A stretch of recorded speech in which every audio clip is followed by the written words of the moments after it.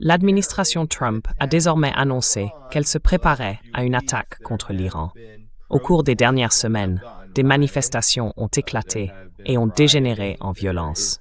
Il y a eu des émeutes. On parle maintenant d'une soi-disant coupure d'Internet, selon les médias occidentaux dominants. Washington aurait mené des discussions préliminaires sur une éventuelle frappe contre l'Iran, d'après le Wall Street Journal. L'administration Trump aurait envisagé une attaque possible après que le président Donald Trump a réitéré ses menaces de frapper la République islamique si le régime tuait des manifestants, ce qui aurait eu lieu. Cela repose bien sûr sur des sources anonymes.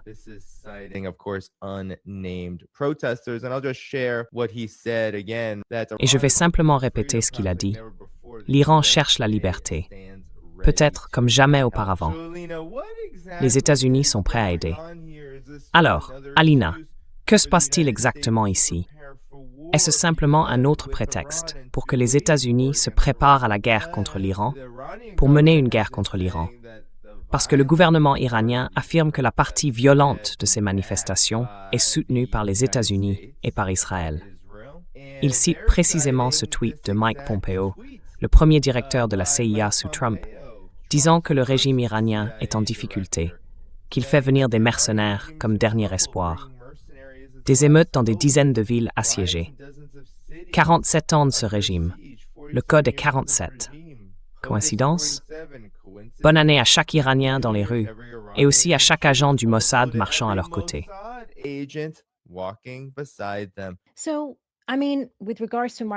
Donc, je veux dire, en ce qui concerne le tweet de Mike Pompeo, enfin, sa publication plutôt, c'était en fait à peu près la même information qui a été reprise dans les médias israéliens, je crois que c'était sur I24 News, ainsi que par d'autres membres de l'establishment politique en Israël, dans les médias hébraïques, bien sûr. Mais l'information transmise là-bas, c'est qu'il ne faut pas croire une seconde que les émeutes en Iran sont simplement spontanées, qu'elles sont en réalité fabriquées et ils s'en vantaient, les agents du Mossad. Voilà, c'est ça le point.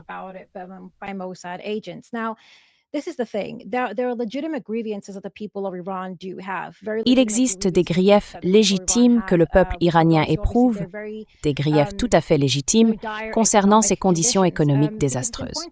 Il est important de comprendre ce qui s'est passé en septembre et en octobre 2025.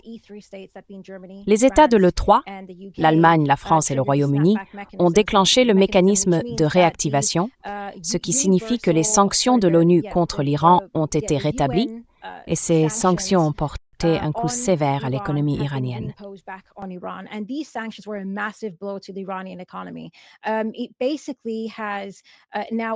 Cela a désormais légalement obligé 193 pays à travers le monde, tous les États membres de l'ONU, à rompre tous les liens économiques et financiers avec l'Iran. Cela inclut la mise sous sanction de toutes les banques iraniennes, leur exclusion presque totale du système financier international SWIFT, la sanction des exportations de pétrole et celle de toutes les industries à l'intérieur du pays. Cela a été un véritable choc pour l'économie iranienne et il est évident qu'elle doit d'une manière ou d'une autre s'en remettre. Et qu'est-ce que cela a provoqué? Une chute et une dépréciation de la monnaie iranienne d'environ 50% en l'espace de quelques mois. Nous observons une inflation massive sur les produits, évidemment, car l'Iran est économiquement isolé. Il y a un effet paralysant sur les petites et moyennes entreprises, ainsi que sur l'Iranien moyen issu de la classe ouvrière.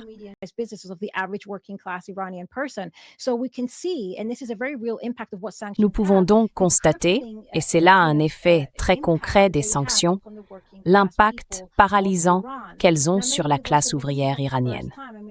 Beaucoup de gens ont dit que ce n'était pas la première fois. En effet, l'Iran est soumis à des sanctions depuis la révolution iranienne de 1969.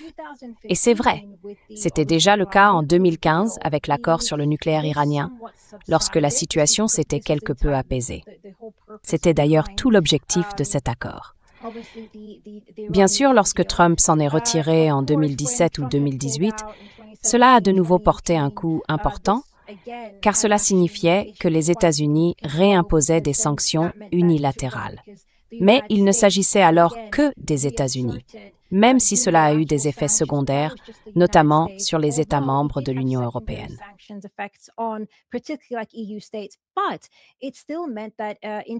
Mais cela signifiait tout de même que d'autres pays dans le monde, y compris dans une certaine mesure l'Union européenne, pouvaient à des degrés divers participer au commerce international avec l'Iran, ainsi qu'à une coopération financière, bien que très restreinte à bien des égards, en raison des sanctions unilatérales des États-Unis.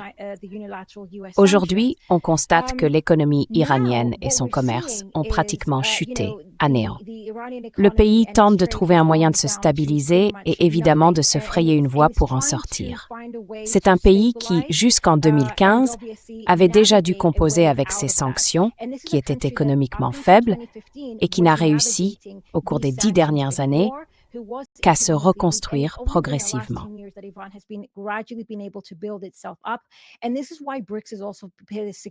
Et c'est pourquoi les BRICS ont également joué un rôle important dans l'initiative Belt and Road et dans ces systèmes alternatifs d'infrastructures économiques et financiers qui ont été mis en place et dirigés par la Russie et la Chine.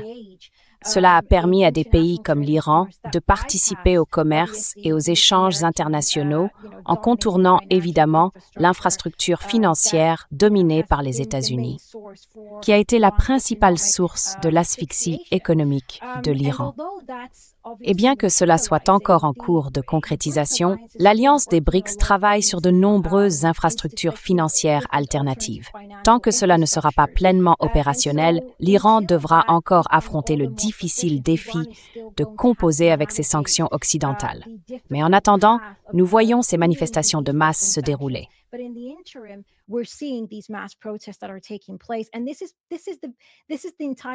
C'est là tout l'objectif de la guerre économique. C'est la raison même pour laquelle on impose des sanctions. L'idée est d'asphyxier une population civile à un tel point qu'elle finisse par se révolter et se retourner contre son propre appareil d'État. Cela ne veut pas dire qu'il n'y a pas eu d'autres griefs légitimes à l'encontre de l'État iranien. Il y en a eu. Mais dans la situation actuelle, la gravité pour la population iranienne est extrême. En gardant à l'esprit qu'en juin 2025, il y a également eu la guerre de 12 jours, au cours de laquelle Israël a frappé des infrastructures vitales et provoqué la destruction de certains secteurs économiques en Iran, cela signifie que l'État iranien doit désormais dépenser de l'argent pour réparer ces dommages, l'épuisant encore davantage de ressources essentielles qui pourraient autrement être utilisées pour sa population.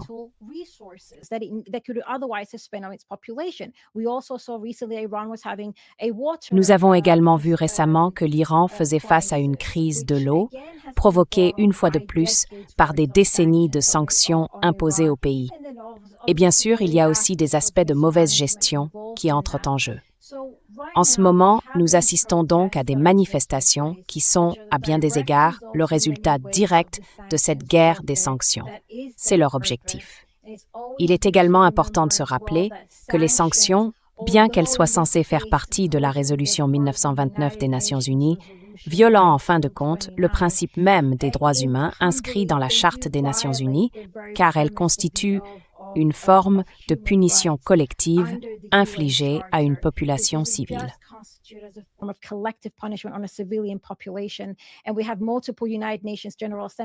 Et nous avons plusieurs résolutions de l'Assemblée générale des Nations unies qui se sont spécifiquement prononcées contre les sanctions, même dans le cas de Cuba par exemple, en raison de leur impact, du coup, en matière de droits humains que les sanctions imposent à la population civile. Voici donc la situation actuelle en Iran. Il y a ces manifestations et en même temps, que se passe-t-il? Les services de renseignement occidentaux et israéliens en profitent pour infiltrer les manifestations et provoquer une violence de masse afin de déstabiliser l'actuel gouvernement iranien. Car ce faisant, cela produit plusieurs effets. Tout d'abord, cela fracture l'unité nationale à un moment où les États-Unis et Israël menacent l'Iran.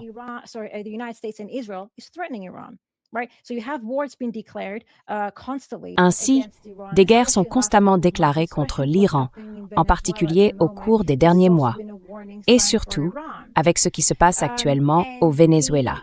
Cela a également constitué un signal d'alerte pour l'Iran. En ce moment, l'appareil de renseignement iranien, ainsi que son armée et sa police, doivent faire face aux émeutes à l'intérieur du pays, ce qui crée aussi des tensions opérationnelles et des angles morts dont les États-Unis et Israël pourraient tirer parti, peut-être pour tendre une embuscade à l'Iran à un moment futur.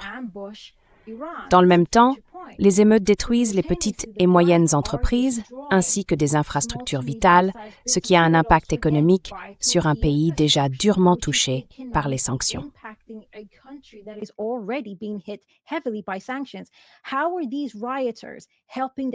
Comment ces émeutiers aident-ils leur pays?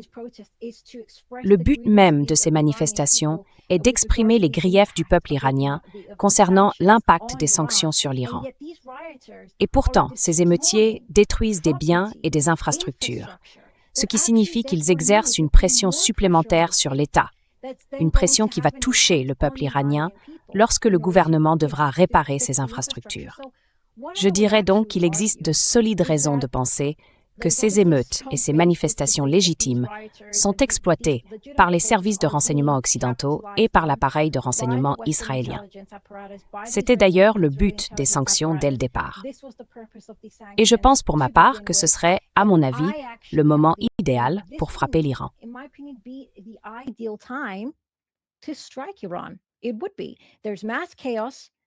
Ce serait le cas.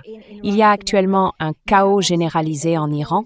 On voit évidemment les manifestations pro-République islamique, mais aussi les manifestations anti-République islamique, ou celles qui réclament simplement des changements économiques et exercent une pression sur l'État pour qu'il s'attaque aux conséquences économiques que les sanctions font subir à la population. Ensuite, il y a ces émeutiers qui détruisent les infrastructures. C'est un moment clé pour Israël et les États-Unis s'ils voulaient frapper l'Iran. Et j'ajouterai un dernier point. Il y a quelques mois, je lisais un article dans le Wall Street Journal et il y avait, je ne me souviens plus qui, mais c'était un expert, je crois, du Atlantic Council.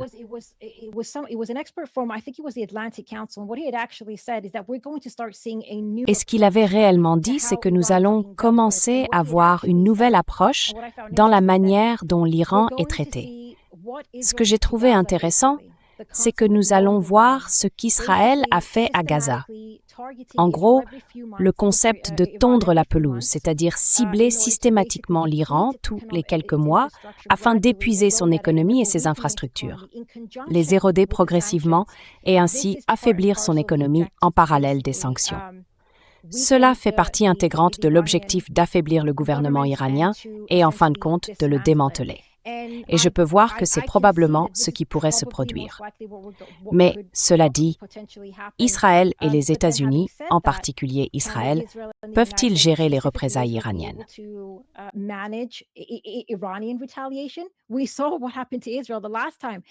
Nous avons vu ce qui est arrivé à Israël la dernière fois. Si cela avait duré une semaine de plus, il aurait été anéanti. Les États-Unis ont essentiellement épuisé la grande majorité de leurs intercepteurs de missiles THAAD. Je veux dire, ils en ont utilisé environ 115 et ils n'en produisent qu'environ 55 par an. Alors, comment allez-vous compenser ces chiffres? C'est très intéressant de voir ce qui va se passer. Mais comme je l'ai dit, nous avons affaire à une hégémonie très désespérée et elle va essayer de faire tout ce qu'elle peut pour affaiblir l'Iran, car l'Iran est au cœur de la BRI de la Chine et de la résistance à l'impérialisme occidental en Asie de l'Ouest. Ce faisant, cela affaiblit la capacité des États-Unis à contrôler le commerce et la finance mondiaux, etc. L'Iran est un pilier très central dans tout cela.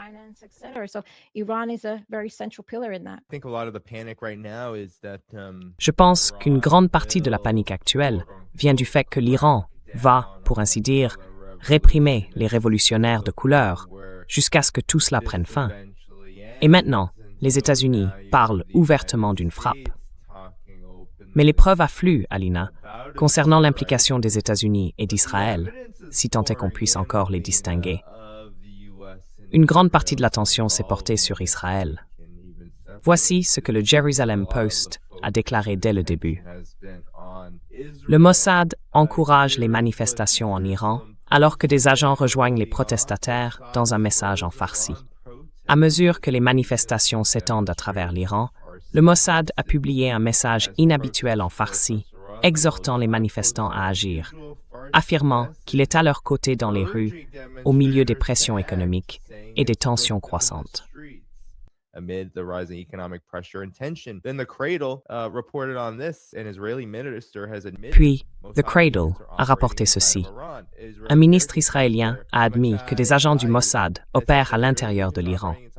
Le ministre israélien du patrimoine, Amichai Eliyahu, a déclaré que des agents israéliens sont actifs en Iran, au milieu des manifestations déclenchées par l'effondrement. À présent, les preuves ne cessent de s'accumuler.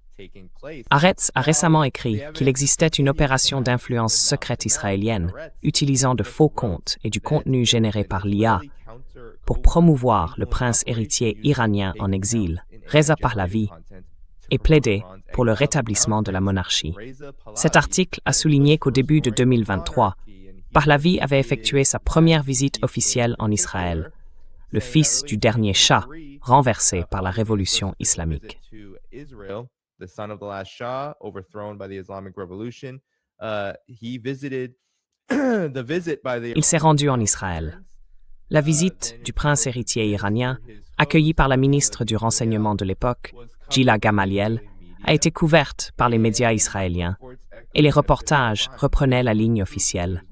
La visite prouvait qu'il n'y avait pas d'animosité entre les peuples israéliens et iraniens, seulement entre les gouvernements et le régime. Ensuite, le texte aborde les détails de cette opération d'influence. Mais il existe un lien profond entre la soi-disant opposition en exil et ce qui se passe actuellement. Je veux dire, il y a ici une preuve irréfutable, Alina. Il y a un énorme élément d'ingérence étrangère.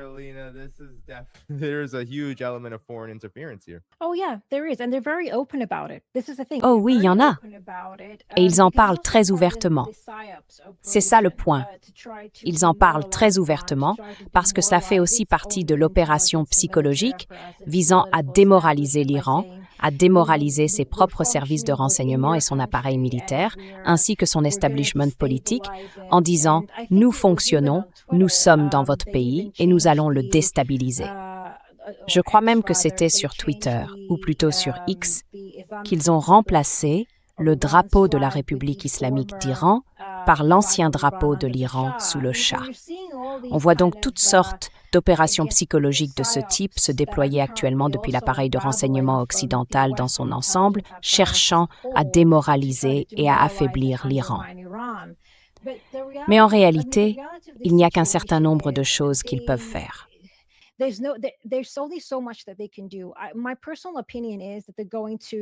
Mon opinion personnelle est qu'ils vont tirer parti des sanctions.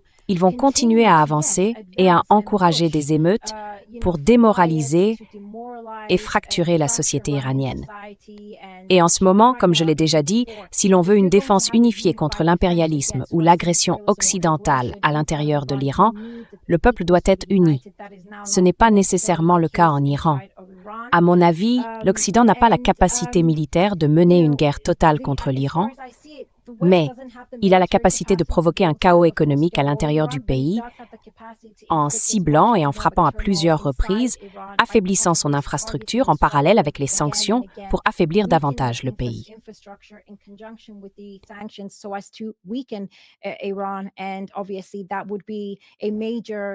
Et évidemment, ce serait un moyen majeur de tenter de contraindre l'establishment, si le gouvernement iranien veut se maintenir, à probablement utiliser les mêmes tactiques qu'au Venezuela, c'est-à-dire à exercer des pressions et à céder à certaines exigences clés de l'Occident afin d'apaiser les tensions et d'alléger les sanctions. Je pense donc que c'est une période très difficile pour l'Iran en ce moment, à mon humble avis, car oui, il se trouve au cœur du conflit entre l'émergence d'un monde multipolaire et les États-Unis dans leur tentative de maintenir leur hégémonie mondiale. Nous savons avec certitude que les services de renseignement israéliens sont très présents à l'intérieur de l'Iran. En effet, nous avons vu que lorsque le chef du bureau politique du Hamas a été tué en juillet 2024, c'était en Iran, dans sa chambre. Et pendant la guerre de 12 jours,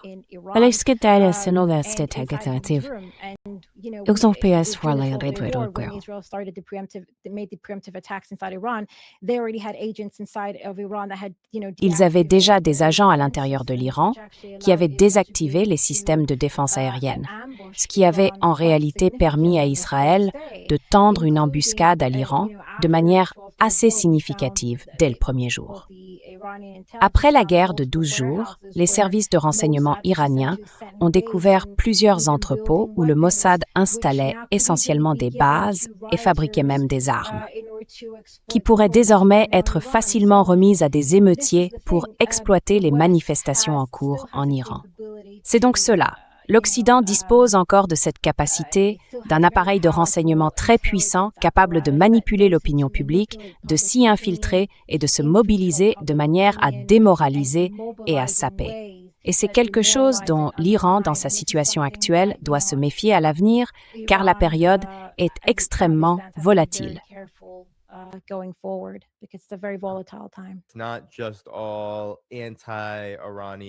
Ce ne sont pas seulement des activités anti-gouvernement iranien.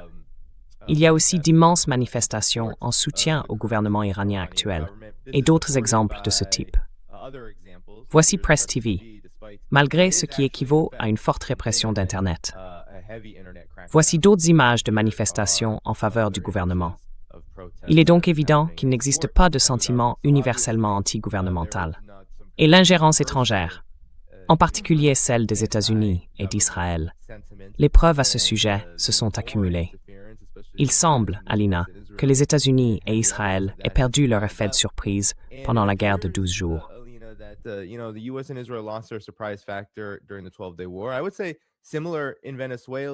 Je dirais que c'est similaire au Venezuela, où de nouvelles informations révèlent que les États-Unis auraient utilisé une sorte d'arme sonique pour paralyser certaines forces armées vénézuéliennes qui géraient les systèmes de défense aérienne, les empêchant ainsi de fonctionner. Nous savons que les États-Unis sabotaient autant qu'ils le pouvaient depuis l'intérieur du Venezuela, mais ils n'ont tout de même pas réussi à aller assez loin pour provoquer un véritable changement de régime. En Iran, pendant la guerre de 12 jours, c'était un peu la même chose. Il y a eu une attaque surprise qui a vraiment affaibli l'Iran pendant le premier jour et demi, puis soudainement, l'Iran était prêt à riposter. Penses-tu que le résultat sera différent cette fois-ci? Parce qu'ici, il n'y a pas d'effet de surprise. La révolution de couleur est en pleine lumière, avec le soutien d'Israël et des États-Unis.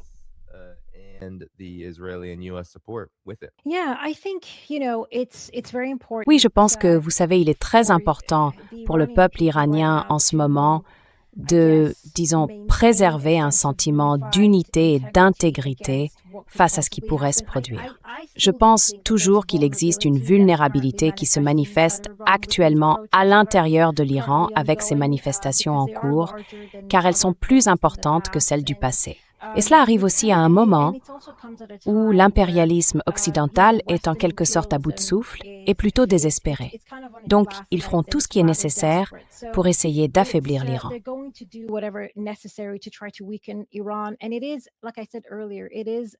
Comme je l'ai dit plus tôt, ce sont les manifestations et les dichotomies intériorisées au sein de la société iranienne. Car, comme tu l'as montré dans ces vidéos, il y a aussi de nombreux Iraniens qui soutiennent fortement ou essayent de rester loyaux envers leur gouvernement. Je pense qu'ils comprennent les objectifs impérialistes globaux dans leur pays et ce que ce type de fragmentation signifierait pour eux. Cependant, si l'Iran ne parvient pas à reprendre le contrôle de la situation, cela l'expose à certaines vulnérabilités qu'Israël et les États-Unis pourraient exploiter.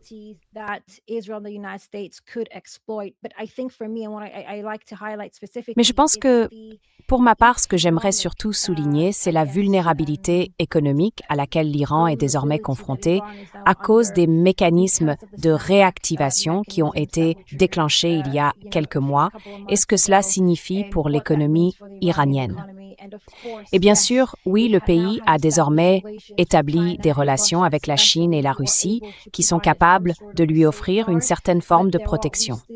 Mais il reste encore un certain chemin à parcourir pour développer le type d'infrastructure qui permettrait réellement à l'Iran, ainsi qu'au Venezuela, d'atteindre cette indépendance financière, d'avoir pleinement la capacité de se détacher du contrôle de l'Occident.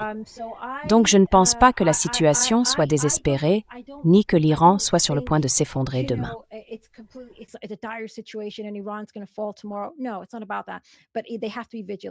Non, ce n'est pas à ce sujet. Mais ils doivent être vigilants en ce moment. Ils doivent s'assurer de réprimer les opérations de renseignement israéliennes, les agents à l'intérieur de l'Iran, qui y agissent sans contrôle depuis assez longtemps. Et en même temps, ils doivent essayer d'apporter un sentiment de calme au peuple iranien, autant que possible, afin de créer une unité qui ne puisse pas être exploitée. Parce que oui, je pense que ce le sera.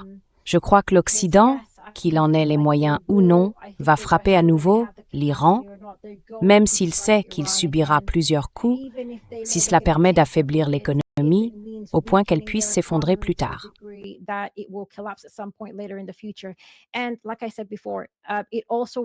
Et comme je l'ai déjà dit, cela sert aussi à déstabiliser l'Iran. Les relations de la Chine avec l'Iran et ses projets plus larges, comme le bloc des BRICS et toutes les autres opportunités commerciales qui en découlent, en font partie. Donc, encore une fois, la déstabilisation, c'est ce que les États-Unis font le mieux. Aller partout, déstabiliser des pays et des États pour pouvoir diviser et régner. Exploiter leurs ressources et empêcher leur capacité à travailler et à collaborer avec des partenaires alternatifs comme la Chine. Je pense donc que c'est quelque chose dont nous devons nous préoccuper. Mais espérons que l'État saura gérer cela.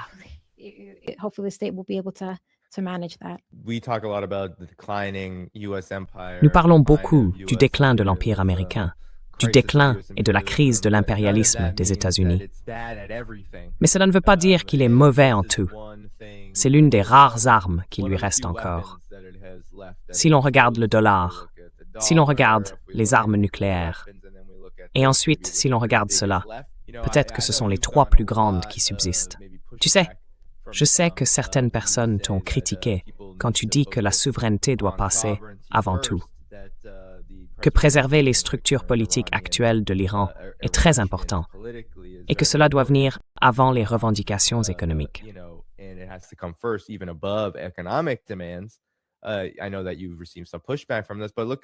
Je sais que tu as reçu des critiques à ce sujet, mais regarde ce que font ces manifestants, Alina. Exactement comme tu l'as dit. Ils incendient des institutions religieuses, ils brûlent des supermarchés, ils mettent le feu à des hôpitaux et à des camions de pompiers. C'est une infrastructure vitale, le genre d'infrastructure dont les gens ont besoin simplement pour vivre en société.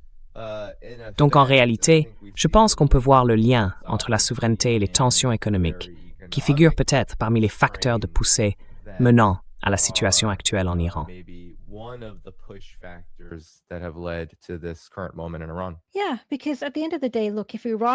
Oui, parce qu'au bout du compte, regardez, si l'Iran s'effondrait demain ou si le régime s'effondrait demain, que se passerait-il ensuite?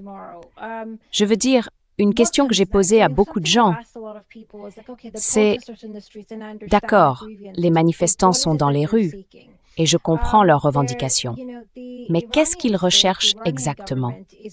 Vous savez, l'État iranien, le gouvernement iranien, se trouve actuellement dans une situation très difficile à cause des sanctions et ils doivent trouver un moyen de gérer cela. Il est également important de noter d'ailleurs que même si beaucoup affirment « oui, il y a de la corruption au sein de l'État », et c'est vrai, il faut aussi se rappeler que de manière intéressante, et c'est quelque chose à quoi les gens ne pensent pas vraiment, La corruption de l'État, en particulier dans le cas de l'Iran, est en grande partie facilitée par 4 décennies de sanctions.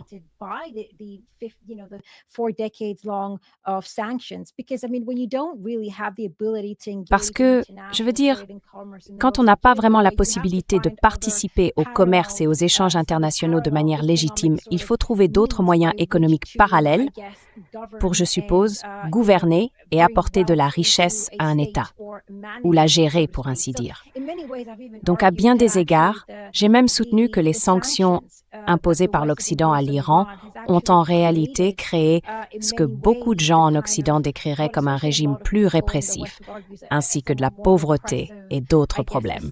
Mais aussi, je suppose, une économie parallèle plus développée à l'intérieur de l'Iran au fil des années. Mais je crois que ce que j'essaie de dire, c'est ceci.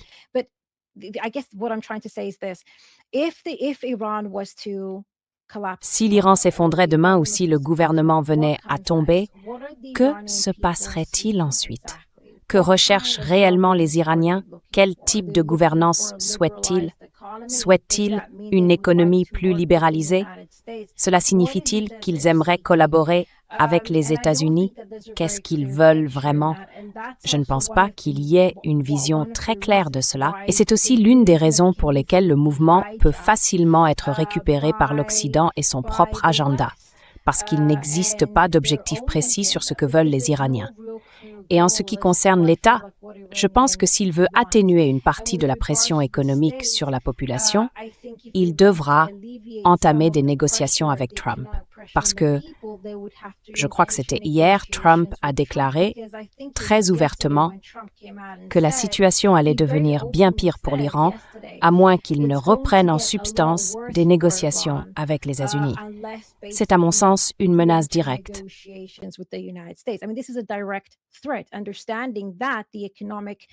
Comprendre que les troubles économiques que traverse actuellement l'Iran et la frustration des Iraniens qui les subissent depuis des décennies sont le résultat direct des mécanismes de rétablissement automatique et, évidemment, des sanctions et de la politique américaine au sens large. Je pense donc que si l'Iran venait à s'effondrer, cela permettrait aux États-Unis ou à l'Occident, de manière plus générale, de procéder à une mainmise des entreprises. Le pays serait ouvert à une capture par les grandes sociétés. Et c'est précisément ce qui a conduit à la révolution iranienne à l'origine, car avant la révolution de 1969, l'Iran était exploité et ses ressources étaient pillées. Une grande partie de cette richesse ne profitait pas réellement à la vaste majorité de la population.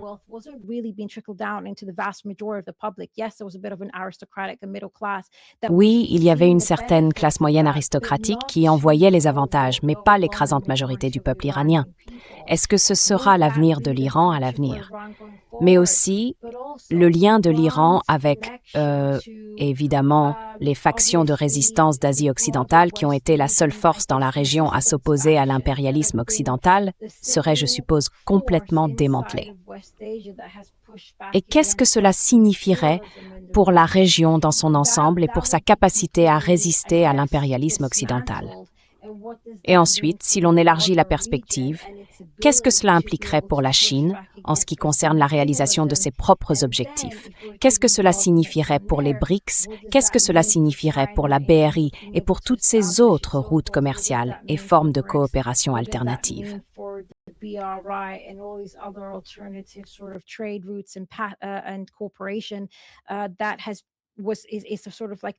C'est en quelque sorte la base d'un monde multipolaire. C'est pourquoi je dis que l'Iran est très important.